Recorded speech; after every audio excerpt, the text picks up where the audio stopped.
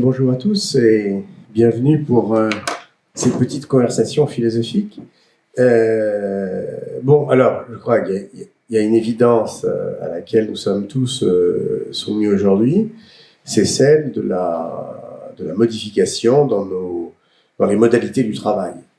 Et en particulier, donc, dans l'entrée en scène très rapide et très massive du télétravail, donc dans l'organisation du travail. Ce qui nous indique que un événement sociologique majeur comme celui de la pandémie que nous avons connu peut, et je dirais même peut-être doit, modifier, transformer des organisations qui étaient, semble-t-il, bien installées et à la fois bien rodées. On ne peut pas dire que le télétravail, avant la pandémie, on ne peut pas dire que ce télétravail ait été la règle ou l'organisation majoritaire du travail, en tout cas en France, même si d'autres pays étaient peut-être plus avancés que nous. Ce qui me frappe, c'est la vitesse avec laquelle cette nouvelle organisation s'est mise en place, indiquant bien la très grande, je dirais, plasticité des organisations, leur grande puissance de réactivité. Ouais, cependant, cette mise en place du télétravail n'est pas sans interroger à la fois les entreprises et sans interroger les salariés. Car il y a dans le télétravail autre chose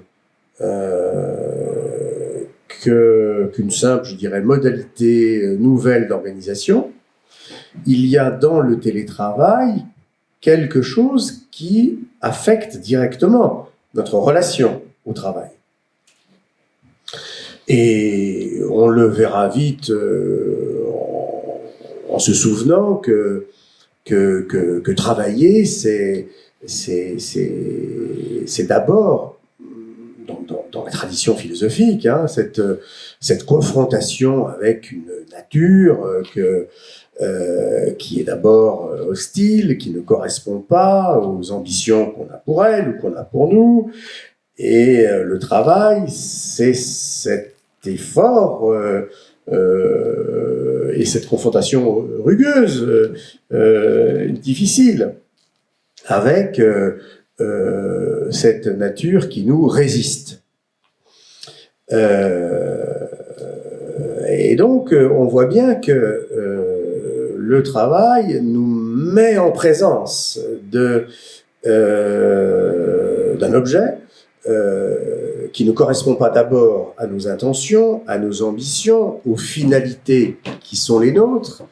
Et il y a toujours dans le travail une dimension d'affrontement, de bagarre, de lutte. C'est bien d'ailleurs ce qui fait la naïveté de toutes ces conceptions fréquentes cependant, dans lesquelles on insiste sur la nécessité d'un travail heureux, de toutes ces conceptions un peu faciles dans lesquelles on vend le bonheur au travail. On crée même des managers qui sont chargés de l'évaluation du bonheur au travail. Oui, bon, on voit que ça peut pas faire mal, disons, si ça coûte pas trop cher. Mais en tout état de cause, ce que l'on voit aussi, c'est que il ne faudrait pas que cela crée un malentendu. Tout travail exige un effort, une contrainte, une lutte. Et c'est ce que disait Alain, tant qu'on ne ressent pas la contrainte du travail, c'est qu'on ne travaille pas. Et donc, il ne faudrait pas, vous voyez, que cet idéal en quelque sorte du travail heureux ne crée, de la part d'ailleurs, et pour les salariés, une attente folle, enfin, ou indue,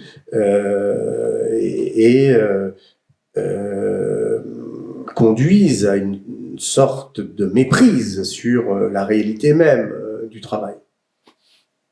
Mais ce n'est pas sur ce point que je souhaiterais insister aujourd'hui.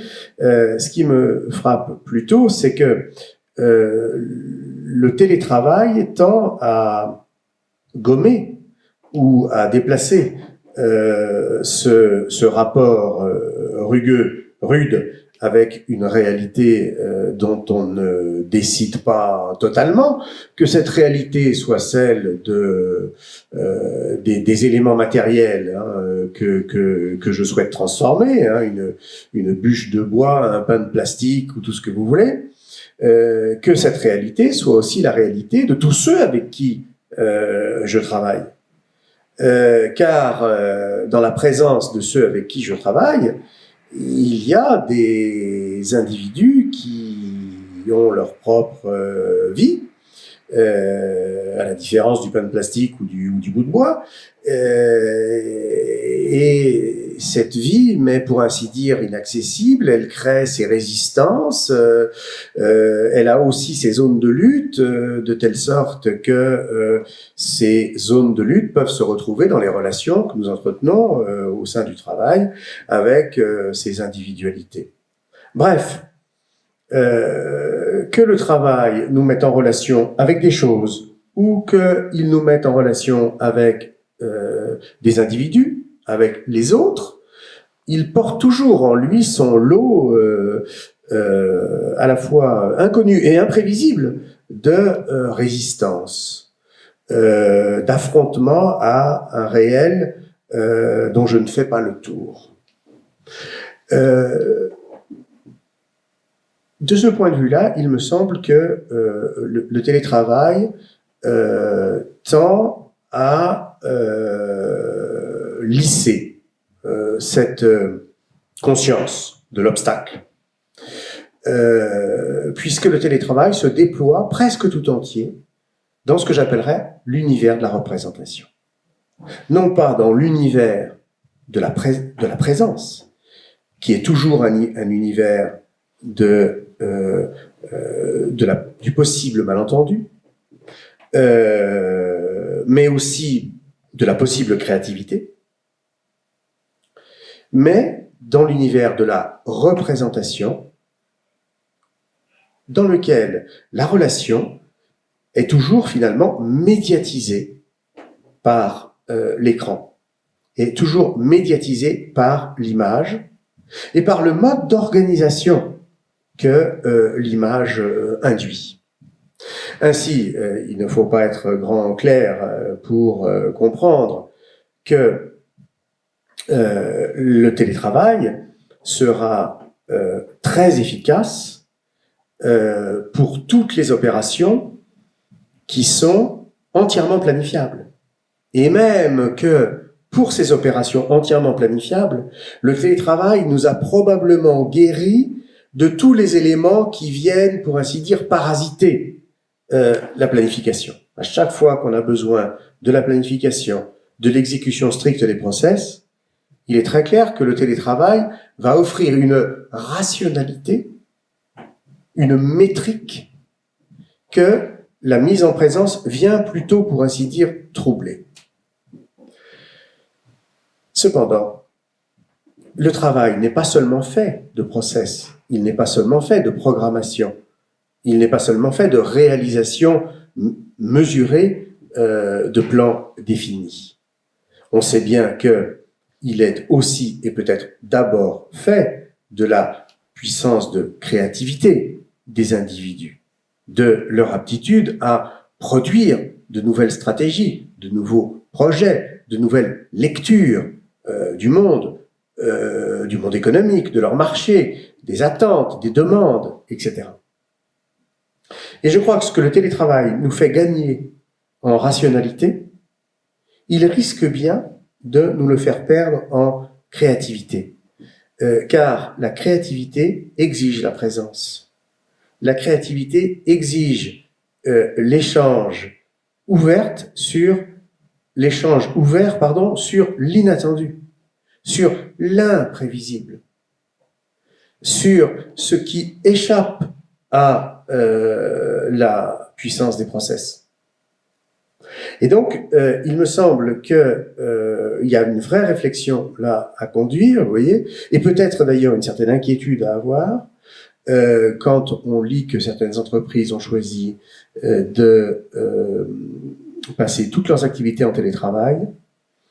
Ne vont-elles pas connaître ces entreprises dans les 6 prochains mois ou dans les 12 prochains mois une sorte de trou d'air lié au fait que, sans le savoir, elles auront atténué tous les processus de créativité qui exigent la mise en présence. Voilà, je vous laisse sur cette question, et je serais heureux d'ailleurs d'avoir sur ces sujets-là vos réactions. À bientôt.